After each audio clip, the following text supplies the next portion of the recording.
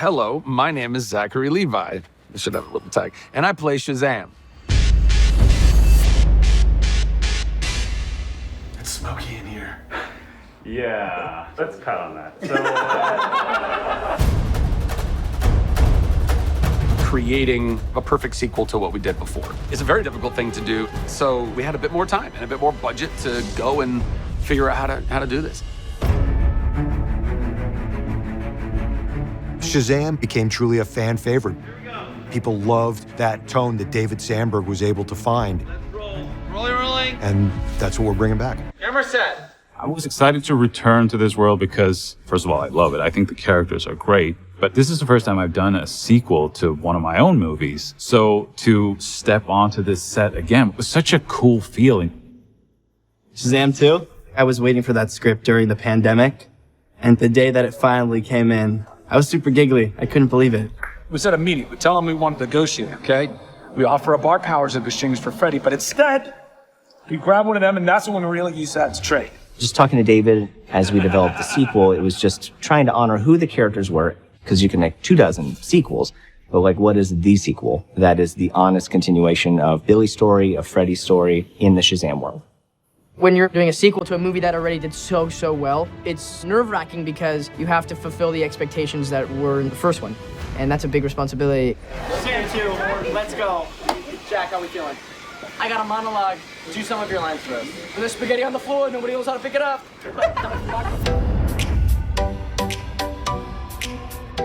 Was it daunting that David asked you to audition for the role again?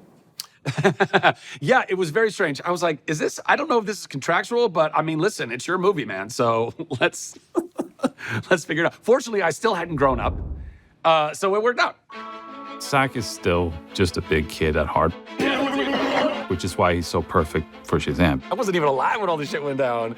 I don't even think there were sandwiches. It was so long ago, you know? But now, in the present day, we have got sandwiches. The energy of the character of Shazam, just so brilliantly played by Zach. It was so fun to sit across the table and witness that performance in real life.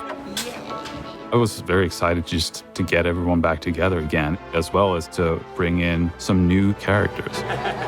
It's funny to see Zachary Levi against Helen Mirren because, I mean, he kind of towers over her, so you think it will be sort of an uneven dynamic, but Helen Mirren, she has such presence that she can really be intimidating.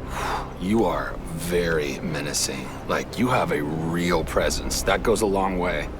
For real. I don't know what everybody wants her to be or thinks she ought to be, but that dope, awesome, cool, chill, grounded, giving, generous, fun, intelligent, talented, beautiful, ageless woman that you see in movies and you go, I feel like, is that really her in real life? That's her in real life. Come on. With Helen, even if she's coming into just the second movie, she's a natural leader, a figurehead, someone everyone's kind of looking up to. 3, 2, 1, go! He's not very powerful, I have to carry like that. I'd much prefer just go, like, go away, little flea. Can you have a look at that? 3, 2, 1, go! 1, go! Man, that's really good. I love it. Yeah. Let's do another one. Having walked into a set after she has left, you could feel like there's a different air, like everyone just learned something. It's incredible fun. But I'm very jealous of my bad sister who gets to ride the dragon. You thought you were invulnerable, but no, magic can kill magic. With Lucy, she's really good at being intimidating, sometimes without even saying a word, with just a look. But I mean, it's funny that she can be so menacing on screen because she's just lovely off screen. Like, she was one of the most pleasant people I've ever worked with. Lucy likes some fun. She likes a little dance. So's Rachel. Rachel, I am in love with that girl. Looking good. Okay. Yeah, let's see what happens. She is beyond talented. Lift your hands, nothing's happening, and then it'll basically be cut after that. She's great. I mean, a big ball of energy. You'll need this. Oh, my costume is coming undone. Never mind, never mind. Sorry. Very friendly, full of love. We welcomed her into the family. That was fun. It's unreal. I pinch myself daily. I'd only heard great things about this group of people, so, you know, I was just kind of nervous to infiltrate a homeostasis that had been established on the first one. I'm doing my best. But it was such a welcoming environment immediately. Oh my God, I'm so sorry. I wasn't paying attention. No, I'm so totally sorry. my fault. No. Are you okay? Yeah. Cool. I'm okay. You gonna walk me to class or what? Walk into class? Oh, absolutely. Yeah, that's what I was about to do. I'm just thinking about how I could take that on. I mean, I'm really good at walking class. Her relationship with Jack in the movie is just such a joy to watch because they have such chemistry. They had fun together, and you could tell that they got along so well off screen as well. I've actually never been up here. Action? My first so line excited. My first line is action. It's been such a pleasure to work with her. She's a perfect actor. She's really, like, to a T, perfect. Jack and I have become best friends on this shoot. Please. I was just brave because I have my parents. And I also renovate houses. I mean, this whole cast is so tight-knit, and it's unlike anything I've ever seen before, where we just look after each other. One of my favorite parts of the movie is the dynamic between Freddy and the wizard. Because you have lovable Freddy, who's this goofy kid, and you have this angry, bitter wizard. That half-wit Billy gave you the powers of Shazam? A little more sarcastic than Billy said, but hey, all good. Let's just get out of here. No, let's just get out of here. And I'm so happy that we paired them up, because we've already seen Shazam and Freddy have their dynamic, which is great, but now to also get this version of it really adds something extra to the film. I look forward to seeing Jack throw him off. I'm sure Djimon will be just fine and have the appropriate response. The seed? Yes, come, Jeff. You know my name is Freddy. Stop with me. I love that reaction you get to him. Yeah, do that again. It's so fun to improvise with Djimon because he's so good. I love him so much. Working with Jack, that was quite fun. He's a loose cannon, but wonderful and naturally funny. Jack is someone who will crack everyone up. Sometimes he will ruin takes because he's just too funny. Take your powers, Billy. I hated that. Let's do it again. So everyone loves him. How should I just say, can just say I'm Mary, right? Because I'm doing both. I'm who I am right now. Well, I play Mary and Mary. In the first movie, we had discussions at the start if we should just have Grace play both the human and the superhero Mary, because she was almost at the right age. Ready? Okay. Double speed. Okay. In this movie, it felt like she's definitely at that right age now. I look like the weirdest superhero in the world.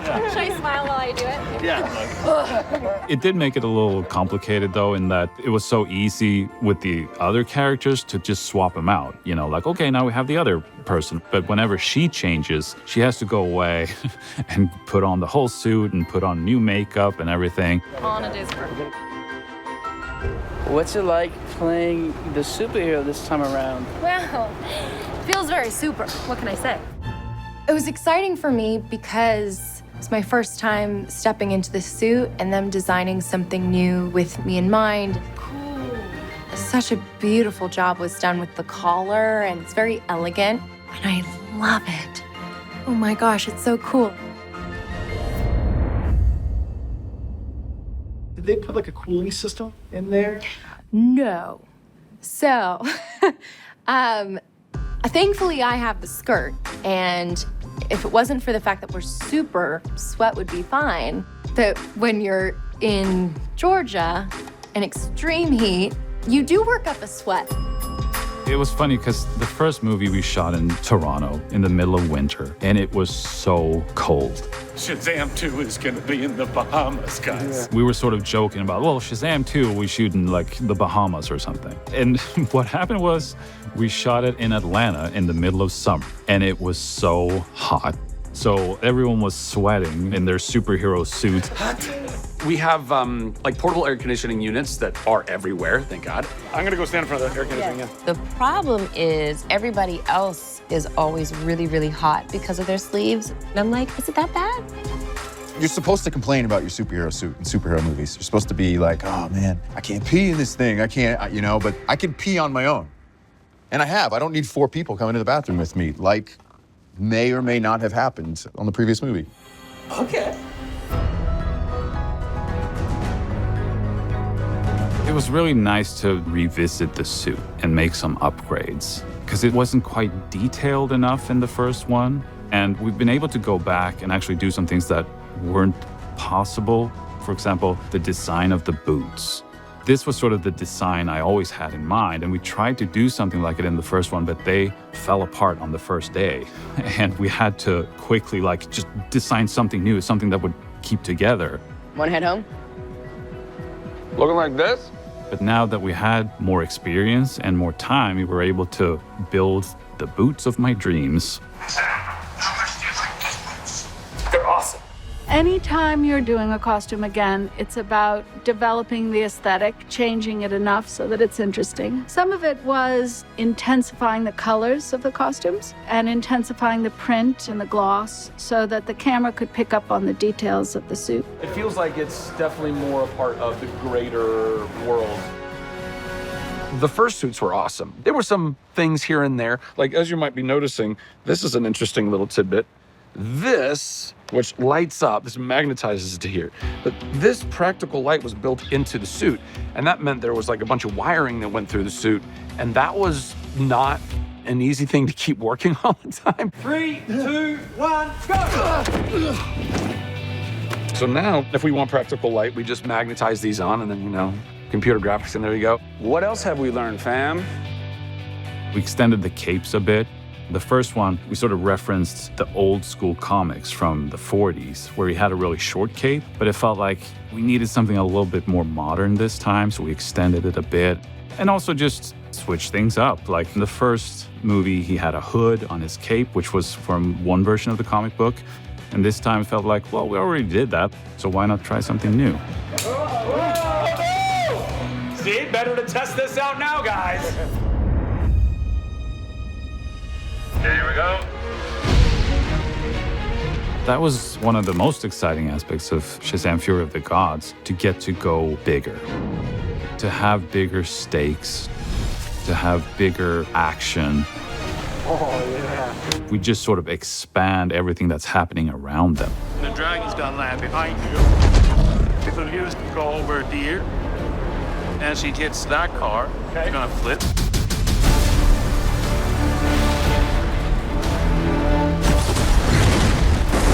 Use super speed over here. While that's happening, you look up, she shoots again. You duck down so she hits that car over there. That flips. Wow. Then you're gonna come out and shoot at her. Okay. Shoot at the dragon, shoot at her. But she blocks it with a staff. And then from there, that's when you're like getting the idea. So dragon coming towards you, but then you take off. So how much of this is all in one shot and how much of this is a big one way? I love the scope of the environments in this movie. We go from Athens to the Rock of Eternity and the Library of Eternity to the Realm of the Gods. The God Realm and the throne room in particular was one of those things where it turned out bigger and more impressive than I sort of had imagined. It's sort of a partial set because our locations are just so huge that sometimes you could only build partial sets. And even when it's partial, it's very big. Like it takes up entire sound stages. Action! And then you fill out that even more with the effects just to make a massive environment. It's over, sisters. You can put anything behind you. Look. We're gonna do some blue screen work, and I think I'm gonna be at the fort. Oh my gosh. I haven't been in one of those before. Everyone's telling me I'm gonna love it. But I'm ready, I'm excited. What's going on here today? I'm on this thing. It's super comfortable. It's really comfortable. What are you doing behind the scenes right now? And action. We use tuning forks, which is a harness that flies them up in the air and lets them lay forward and kind of gives them that flight, can have them bank and turn. Shazam! And cut. Right there. We use another thing called a parallelogram, which is kind of like a seesaw on steroids. It's by far my favorite part of the job. Flying is just great. A lot of the things that we talk about on set is like, oh, what's your flying pose gonna be? So some people have like the 2 arms up. I kind of have like this sort of thing. Grace, she does like a hands out. Unless you're like a superhero, you don't think it's like, what's my flying form gonna look like? So that stuff is always fun. So it's just a twist and I'm kind of coming to camera. Yeah, sorry, you're coming in. Yeah. It's all about timing, and it's very technical work. Action. Action. Back. Action. And action. But it's quite a workout. And cut. You need a strong core to do all these things. Wait, I gotta take a break. Sorry. I got no left. Got the left. We go back and forth with stunts all the time on trying to figure out the best way to have somebody fly 30 feet or so. We have to then match up what stunts did with a digi-double. So all of our departments are so intermeshed. We can do whatever we want now with CG. I'm not even really here. Yeah. That's crazy. No. You're in the Matrix, bro. Right now, we have this awesome set here, but if I load up these models, then I can show you what it's going to look like a little closer to the final. For this statue, they would have loved to build the whole thing, but it's going to be CG, so they can frame up for their shots, get all the actors in there, and sort of look at these CG things as if they're actually there. It's based on an AR kit, and you can put in any kind of CG imagery into the real world. So what we've done is we've used that to import geometry into the location, just move the pad around to help establish eye lines for the actors or to give the camera operators kind of a sense of where the top is. Oh, there's a lot of these guys, the unicorns. On the set, they've actually given us references to how the unicorns look, and that's just like mind-boggling for me to have this technology that enables me to visualize what's happening in the scene so clearly. This could be your handle right there, right? Like that? Yeah. There's Team Unicorn. It's really fun.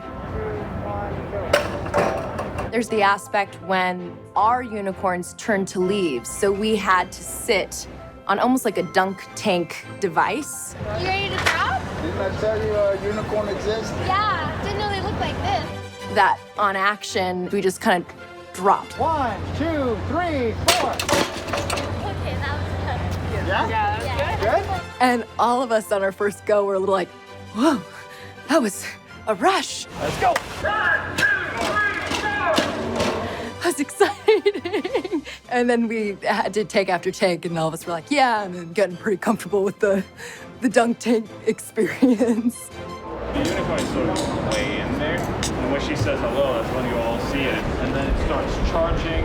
Running! Throwing the Skittles was so cool because I got to say taste the rainbow, and it's such an iconic line. Oh yeah, that's impressive. You might think you know what unicorns are. Nice and fluffy, sort of, ooh, it's rainbows. But we wanted to do something that you've never seen before. You love a good scare.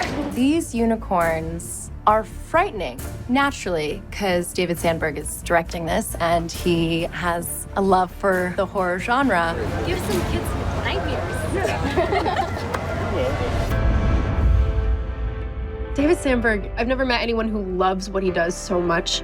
It makes me feel like we're in safe hands here at Shazam. Yeah, we really want to see those eyes. David's a very free director. He's not gonna move on if it's not working for him. But short of that, you're really allowed to play and kind of bring him ideas. And dip out of the current, and then jab them through. Exactly. Right. Cool. He's a brilliant director. He knows his stuff. It's so beautiful. And he finds joy in the littlest of things. I want you to do a little like throwing yourself back. We love David. Action.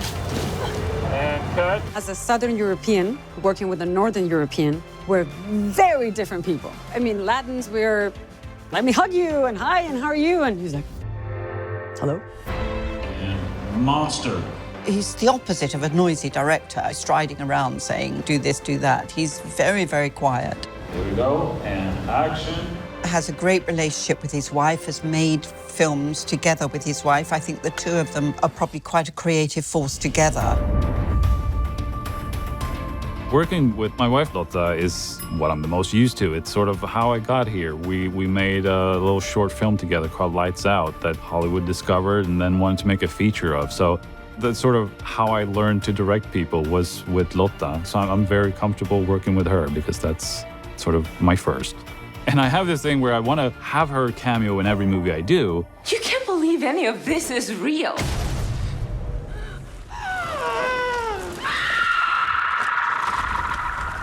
But she died in the first one, so it's like, ooh, how do we do that? Charging up the car. Background, action! But changing her hairstyle and changing some things about her, and it's like, well, now she's a different character.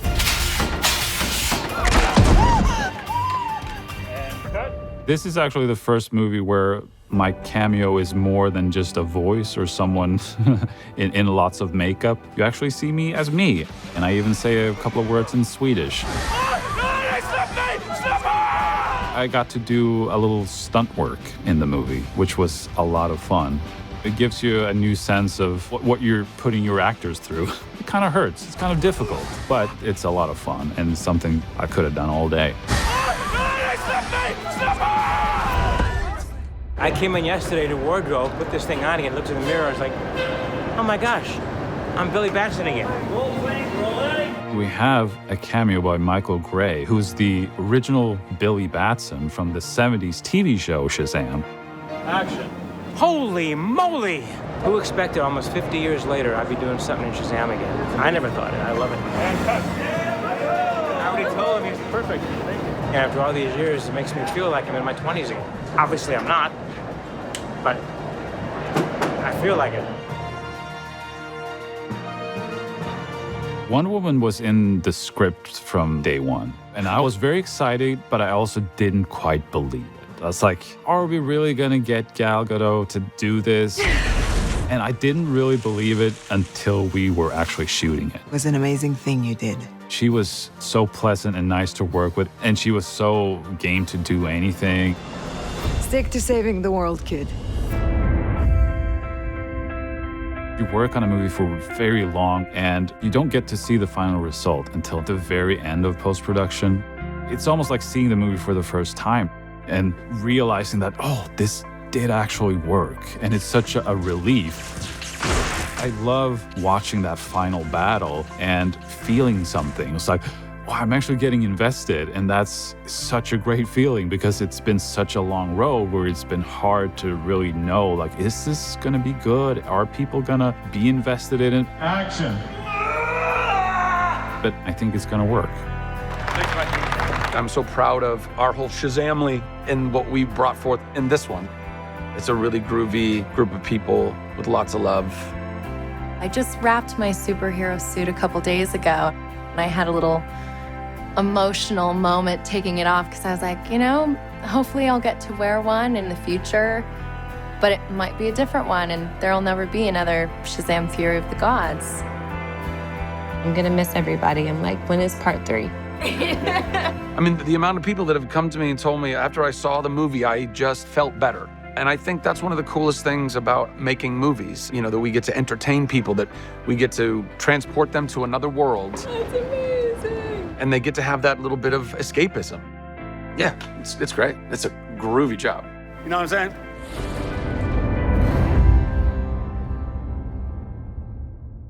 Well, in a superhero movie, you have to have post-credit scenes. And we have two of them. One is where we poke a little fun at a different superhero universe. The Avengers Society. And of course, we had to check in with Sivana and Mr. Mind. And once again, I get to play Mr. Mind, doing some voice work. It takes me a very long time to get places, okay? They were such a big part of the first movie, and you want to know, like, what have they been up to? So it's really fun. Welcome to the Rock of Eternity.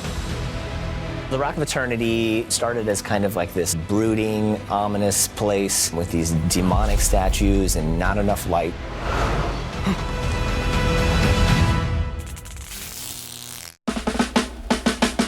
my gosh, hi, come on in. Now now in Shazam Fury of the Gods, the kids have taken over the Rock of Eternity and made it their own. We pick up with our Shazamly, our heroes, in our new and improved lair, which is so dope. Years have passed, and the kids were given a house that just happens to be an endless cavern of wonders with video games, hoops, and food everywhere.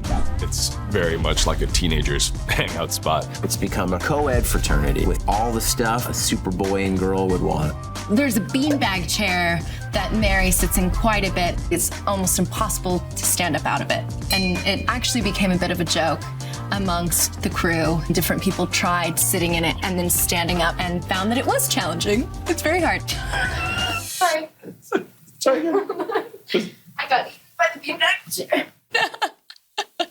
It was just such an awesome set to be on, just to walk around there and take in all the details that the set decorators put in there. Like, you'd constantly find new stuff, like, oh, look at all these comic books over here. Oh, it's like a bubblegum machine over here, and like old school arcade machines. What our set deck and production designers did was so spot on. We did a lot of research about modern, fun tree houses, and we took that concept to another level. The thing that kept coming to mind was like the kids had taken over. So we had this idea of decorating the 7 deadly sins. They're not scared of them. So what if you put goofy things on them and they painted them and put silly signs around them?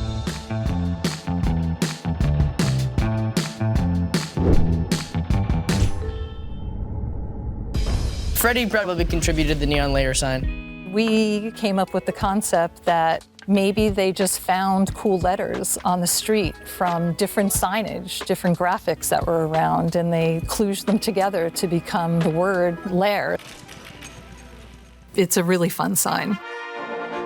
We decorated the throne area. We gave each of the thrones a little bit of character. Our personalities are all over this place. I don't know if it was Darla or Eugene. Definitely wasn't me, but there's a lot of pink. My throne, now it's lived in by Darla, so it's got like little like quilted things on the side that are pink and purple. Just really cute stuff. Mary likes to read, so we put a little table next to her throne. She had a place to put her books and a little reading light.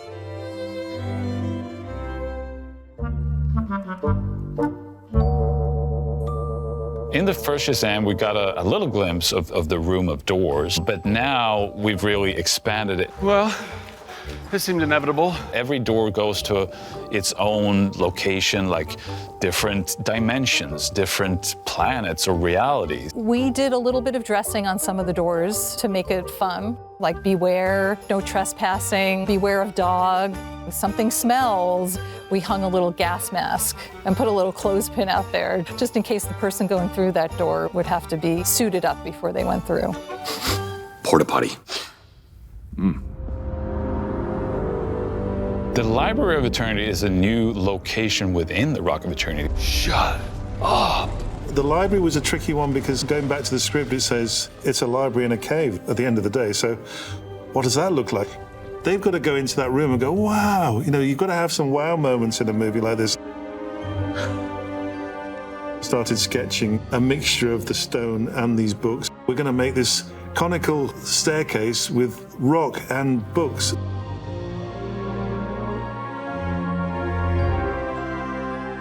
So it was a challenge for everybody.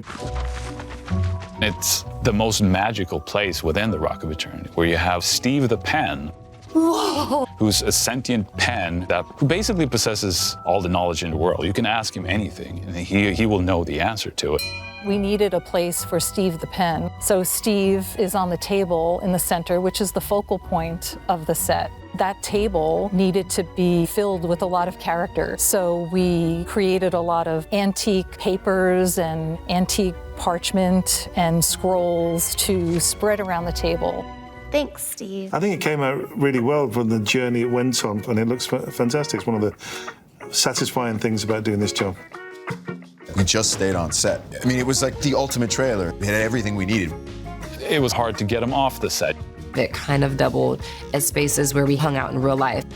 One of my favorite sets I've ever been on, of any project I've ever worked on. It's amazing. You see this? That's so cool. How you doing? So, this is your house. It's great. I would actually love to live in there. It's literally every child's dream who becomes a superhero. Hey everybody, it's Zachary Levi here, and I am super pumped to report that we have officially begun shooting Shazam, Fury of the Gods.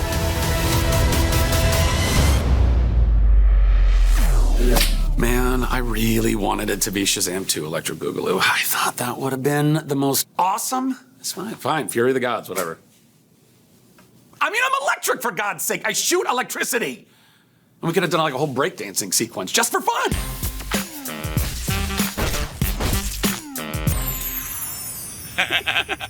Behind the scenes, oh, we're getting all of that behind the scenes. Oh man, Zach's the best. He's hilarious. He's so enthusiastic. Zachary Levi is an enthusiasm machine. Hi, everybody. Very excited to be working with you all. I was really nervous to come on this set, being a sequel and being a new kid. It was very jarring to think about coming into this already established group of friends who were like a family. And the second I landed in Atlanta, I got a text from Zachary Levi that was like, hey, we're hanging out, come see us, come hang. He's incredibly friendly and joyful, and he's head and shoulders taller than everyone except Ross Butler. He's always on. He's always being funny. He's always cracking jokes. Zach Levi is a 14-year-old boy trapped in a very handsome man's body. The other day on set, I was looking at everyone in their suits, all these adults, and I went, they're just as silly as the kids. Because Zach is silly. And it was such a funny thing where I went, man, it's not much different. You know? I suck balls at this. Why do we always have to play war games? Between takes and setups, he would just hang out there with the others and play video games. I'm playing a kid. So, yeah, I mean, that's like, aside from the fact that I love playing video games, it's a great time killer, it also kind of keeps me in that childish play mode. Method acting. That's really what it is. It's him, you know, getting into his character. People don't realize just how committed I am to being a method actor. I hate video games, but I play them because I have to.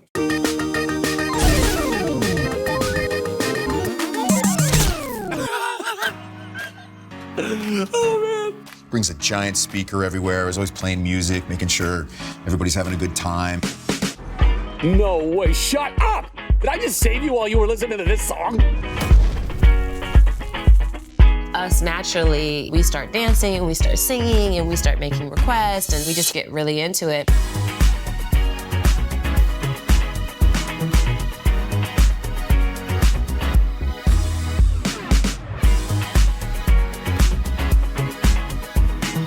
I just think music makes life better. I do. Life deserves a soundtrack. Every movie deserves a good soundtrack. Why shouldn't every life get a great soundtrack? Put this in the movie, guys. Shazam! He has this really beautiful, childlike essence to him, and that he has always. It's not something that he puts on for the character. He has that. He just loves being a superhero. And you can see that joy shine through up on that screen. He's been waiting for this his entire life as well, you know? And he's a huge superhero fanatic growing up. When you're 9 and you go, oh, I want to get into movies, it would be fun to pretend and do all this crazy stuff. This movie specifically, because Zach is the purest version of experiencing what I had hoped doing this for a living would be like when I was a kid. I love you guys. I'm so grateful that you are my amazing crew in Atlanta. I'm so honored that we got to do this together. Thanks, bye. I look up to him immensely. I love him to death. And he just is the reason that this environment is as positive as it is.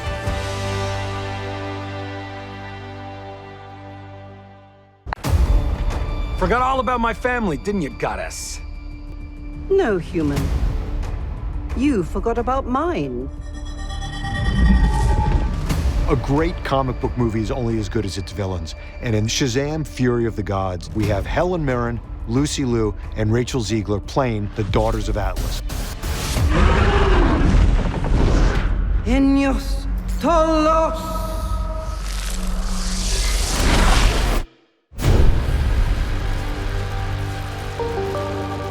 Knowing that two amazing, established women who have done incredible things with their careers were gonna play my sisters was crazy. It's so great to have Helen Mirren and Lucy Liu. It's such a privilege and an honor to work alongside people of that caliber and of that stature. It's great to have characters as powerful and as authoritative as the characters that we play. These are extremely powerful mythological Greek gods who are not from the comic books, and the biggest challenge yet for our Shazam elite.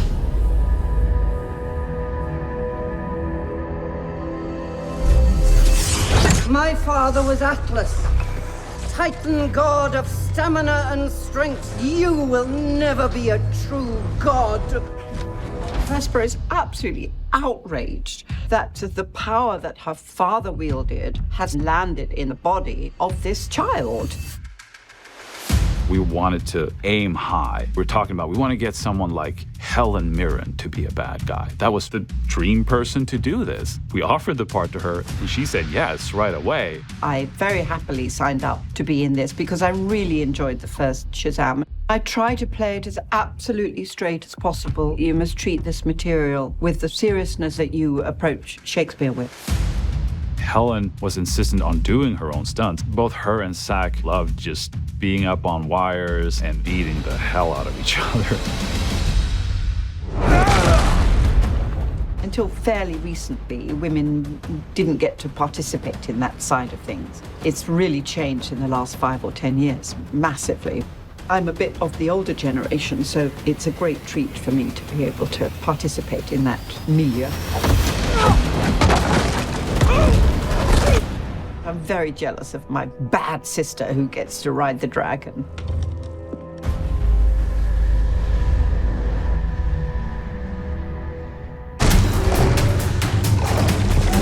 I defeated my traitor sister. You think I won't destroy you? For Calypso, it's not even really about the mission, it's really just about revenge. Calypso is somebody who has a very strong hold on people, and she's very devoted to her mission along with her sisters, but I do think that she takes it one level too far. I remember Lucy asked for the perspective of Calypso. Henry was open to seeing that she needed a path forward and not to just kind of come in and cause chaos. An important part of being an antagonist is to have a real mission. She has a purpose, and she breaks off from her sisters for that reason. And Henry was able to develop her a little bit more in that direction, which was helpful. Don't you see what you're doing to these people? I do. And what I see is just... I freaked out when I heard I was gonna be acting with Lucy Liu. I had a doll of Lucy Liu when I was a little girl. Lucy Liu was also just a dream come true to work with. You know, I've been a fan of her since forever. In the scene where we kidnap Helen into the porta potty, a table smashes into a wall. Actual pieces were flying. Lucy would come over and let people know, watch out for that. And I said, thank you. And she goes, I've got your back. I was like, thank you, Lucy. I really feel like knowing that you're safe and you're in an entrusted world, it makes a big difference. As a child, I read the comic books. So being in this world and having that backdrop of DC is one of the most exciting things in my career.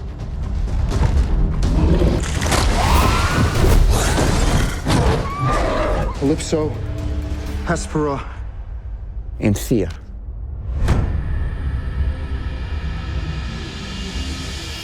Perhaps you should be human. And Thea goes undercover to meet Freddy so that she can trap him and finds that these people aren't all terrible. See how she betrays us. She just did an audition like everyone else. Hi, my name is Rachel Zegler, and today I'm going to be reading for the role of Amber while sitting on my floor. I hope you enjoy. As far as I knew, her name was Amber, which I knew wasn't real. I did a chemistry read with Jack Dylan Grazer. It would be nice to not have someone, breathing down your neck. from like the moment you wake up. They were perfect together. She hasn't been in a lot of movies yet, but I mean, she really has that star quality. David called me directly on my cell phone, and I answered because I thought it was my empanadas being delivered in the morning, and it wasn't. It was David Sandberg calling me to tell me I'd gotten the part. Unreal. I pinch myself daily. Helen and Lucy have been nothing short of wonderful and given the greatest advice. Hearing that Rachel and Helen Mirren were going to be my sisters was incredibly exciting. We became very, very close. Clip his wings, Anthea. We've bonded together and made a little team. It's been really, really good fun. Helen, Lucy, and I have a group chat, and we took Helen out for her birthday, and the fact that that's my life is pretty crazy. Yes, that was great. They took me out for my birthday. It's as if we knew each other for such a long time. We were able to spend time together as if we were sisters and get to know each other and to share. It was fantastic. Being a young woman in this industry is really scary. Helen and Lucy offering to give me advice on things that I don't know if I'd be even comfortable asking anyone else. It's been such an incredible journey with them. That was very natural and one of the best connections that I've ever had in a working environment. To this day, we still continue to be in touch with each other.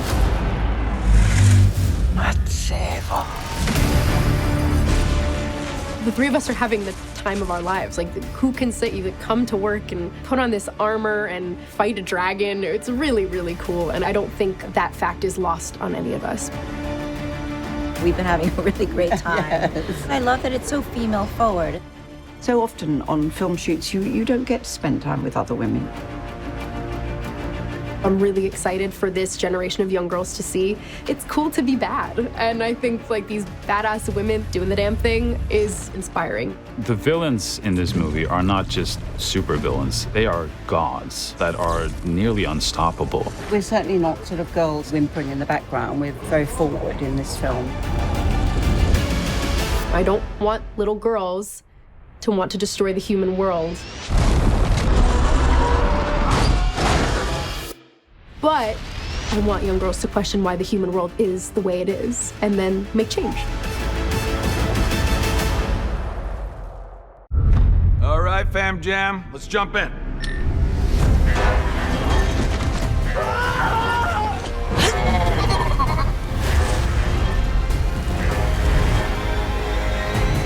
You guys ready? Shazam!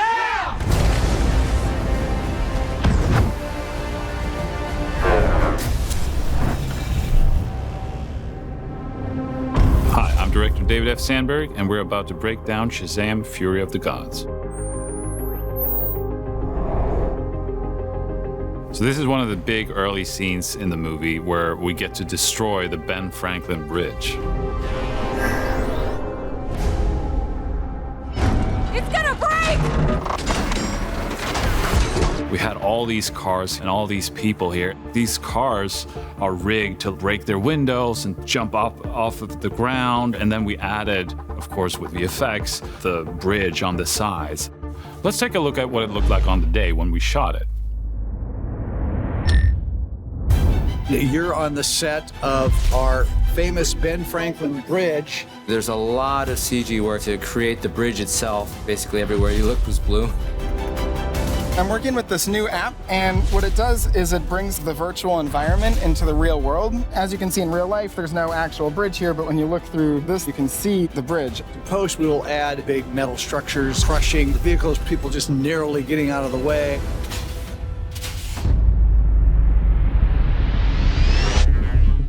This is my wife, Lotta, here.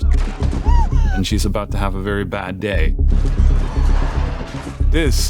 We were actually pulling the car, and that's a real dump truck behind her that actually smacked into the car. So my wife here is doing her own stunts.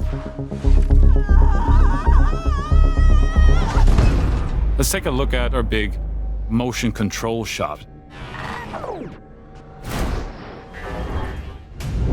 The bridge, that was kind of a high point for me. Visual effects kind of comes up with a previs that works hand in hand with David. They kind of go, I want to see this, whole assemble shots. We basically took that data that the visual effects gave us and created all the movements with each one of the characters. You have this camera that can do the same move over and over again. So we have Mary come in, and then when Eugene flies in, that's a separate take. Freddy, he's being like pushed in. Darla's just doing a little turn. And the final take, Pedro, he's just jumping in place. If you pause right here, it kind of looks like they're all there at the same time, but they were not. Okay, let's take a look at the school rooftop. Freddy's about to find out that Anthea is not who she says she is. We needed a sunset that lasted all day long, so that's why we used these LED screens. If it's just blue screen, none of this color is spilling onto it, so you don't get this orange color hitting on the side of my face. The DP can capture exactly what he wants to see in the frame and have it be the final pixel product in the movie. Okay, let's move forward now.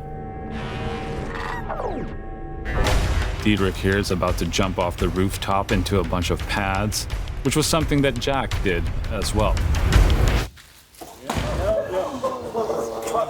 When Freddy gets picked up here, I think that was Jack's first wire stunt. He just loved it. That was so fun. He was fine doing that all day long.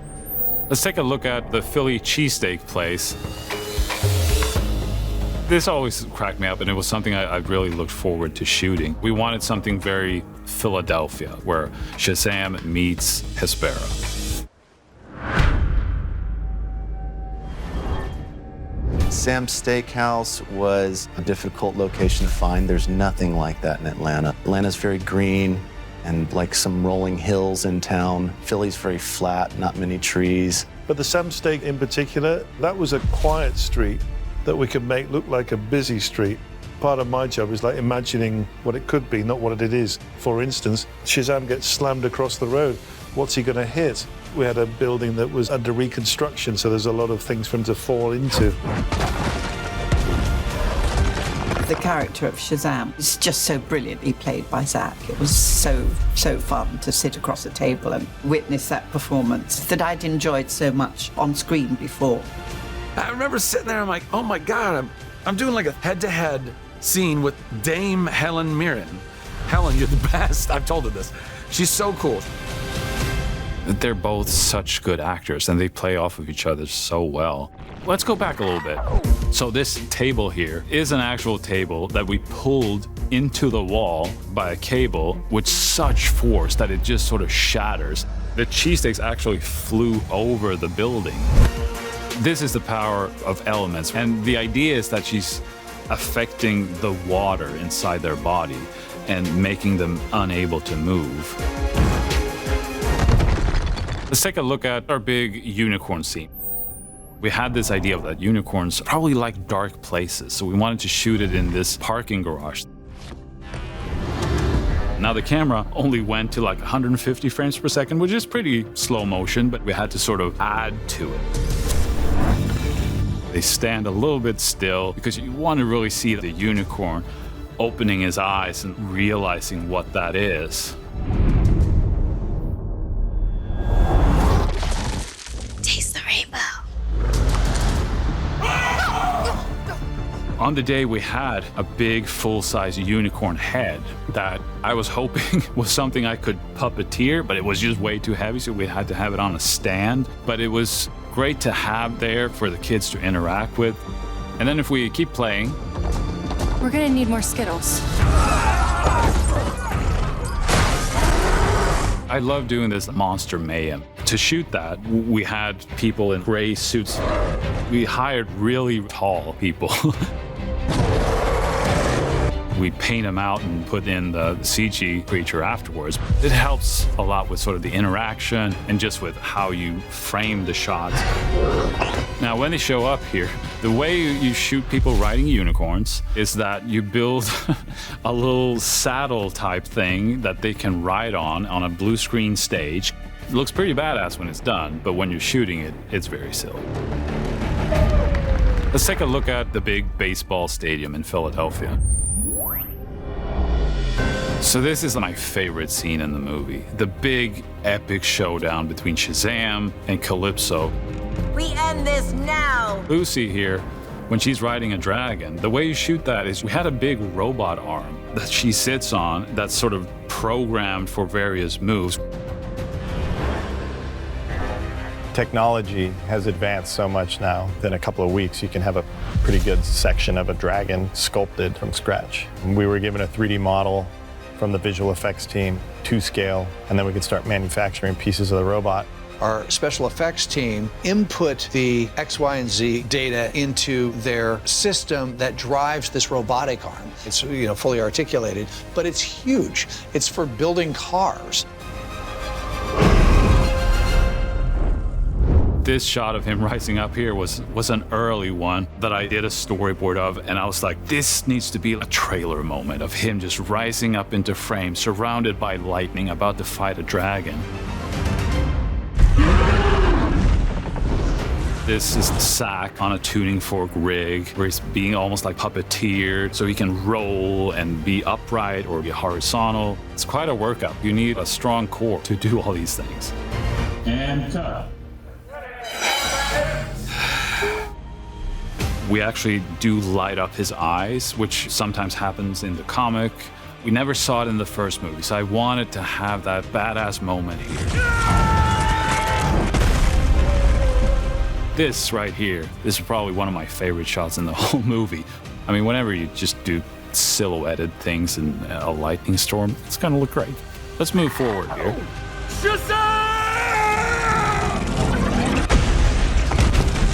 As a reference here, when the dome disappears, I found a lot of footage of soap bubbles filled with smoke that you pop in slow motion, and you sort of see the outer bubble go away and the smoke just pouring out. And then we get to destroy the tree. The monsters, the dragon, they were all created of the tree of life. So when they die, they do turn into leaves and tree-like material.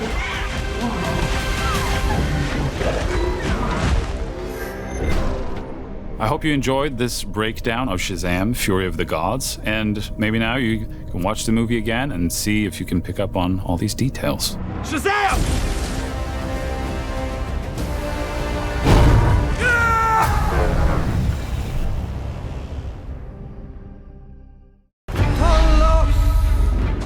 It was really fun to explore the mythology elements of Shazam, Fury of the Gods in a way we've never seen before.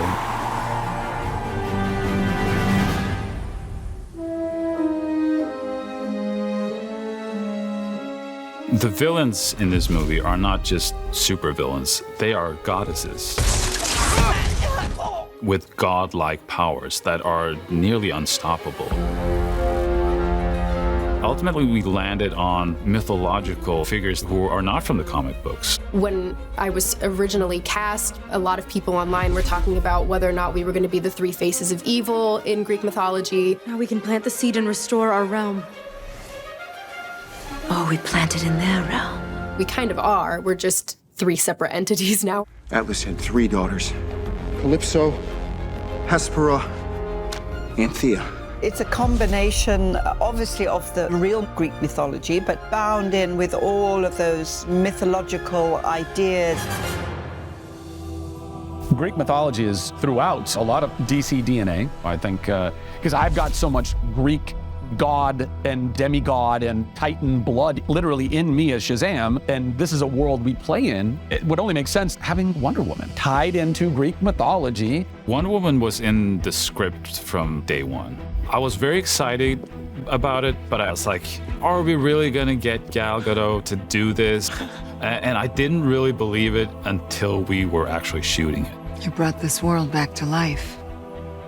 Maybe this time gods and humans can learn to live in peace. It felt so right for this movie because she is a god.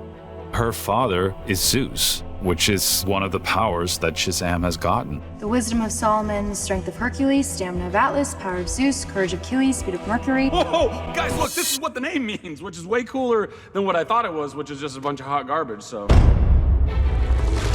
We got to play around with a lot of mythological creatures in this movie. We have harpies and minotaurs and cyclops and all these monsters running amok in real-world Philadelphia. You have this dragon guarding the Tree of Life because the Tree of Life has these golden apples that are the seeds of life. Rise from the pit! dragon, Gayden, who I like to say was my childhood pet who turned against me. It was really freaking cool. We made him out of wood, which might seem a little strange, but he is a part of the tree of life. So it made sense to have him be made of wood, and it makes for a very unique dragon. Its scales are more reminiscent of bark, so it has kind of a wooden texture. Its wings are sort of like a leafy membrane rather than sort of a skin membrane. It has a blue glow to it, which will help tie the magic of the Tree of Life and the Staff of Atlas and show this kind of magic from the god realm. Although he can breathe magical fire, his real power is the power of fear.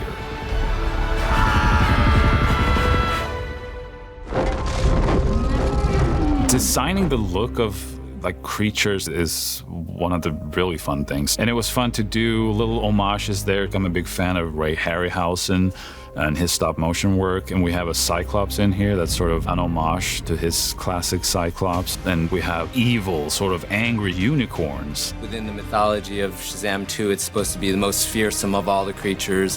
When the Shazam family find the nest of the unicorns, its best analogy would be sort of the nest of eggs from Alien. So something kind of slimy, creepy, a little bit alien and unknown. Hello. They're big, they're black, and the horn they have is something they use to like impale monsters. You've never seen unicorns like this. They did a great job of mining fable and then being able to curate it and shape it to fit into our world and universe. It's really fun to play with people's expectations of mythological elements. And I really love doing something unique for this movie.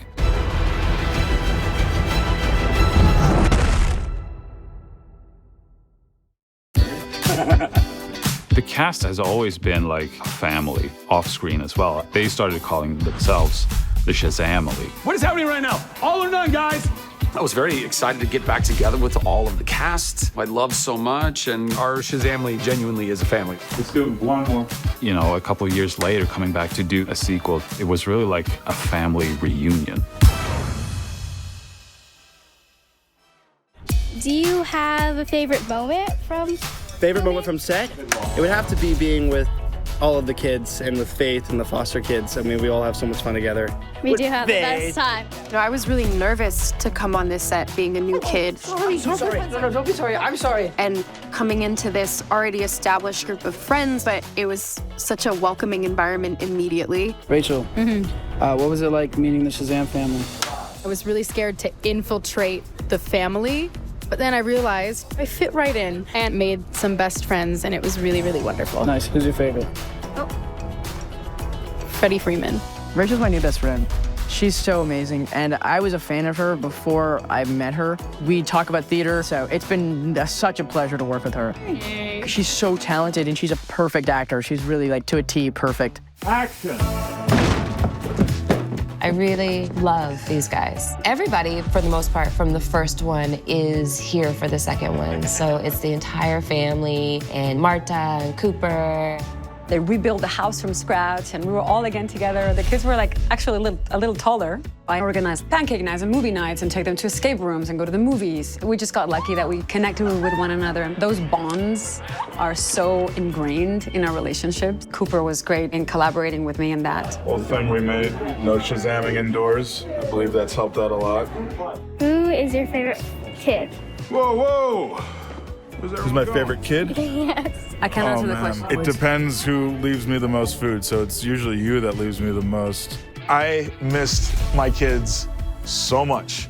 I missed each of them. Everyone's changed in the last few years and just sort of discovering themselves as actors in a more fine way.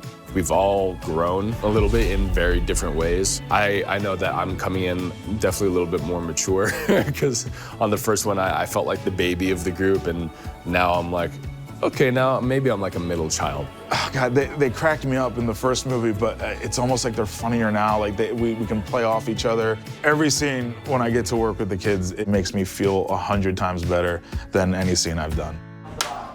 all or none. That's the rule. Bye, Mom. Bye, Mom. Bye, Mom. Bye. It's actually, family at heart, and it shows all these different things, and it's also very diverse cast. Everybody can see themselves in this family. You guys ready? Shazam!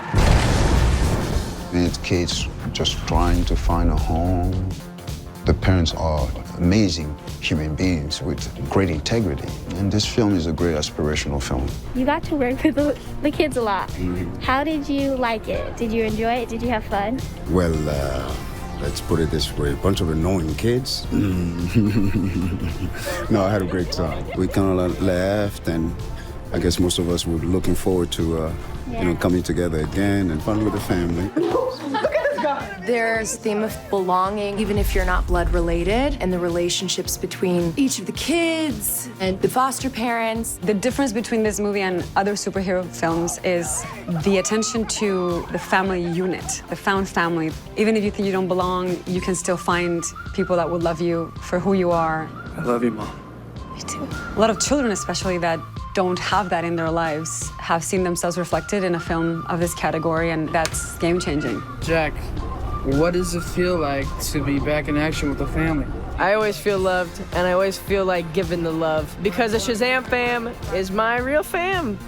I love these guys. That's nice. It's such a privilege and an honor to work alongside them, and I'm constantly full of gratitude working on this movie. It's just great to work with people who Feel very comfortable right away. It feels good, being with the kids. And the adults, and, we hang out outside of work and Have dinner together. We're just chilling and stuff, and so we actually went to Disneyland once, We're all already just so comfortable with each other, and we all know each other's personalities, so. To reconnect with this family, it excited me because this is definitely the most fun I've ever had on any set, honestly.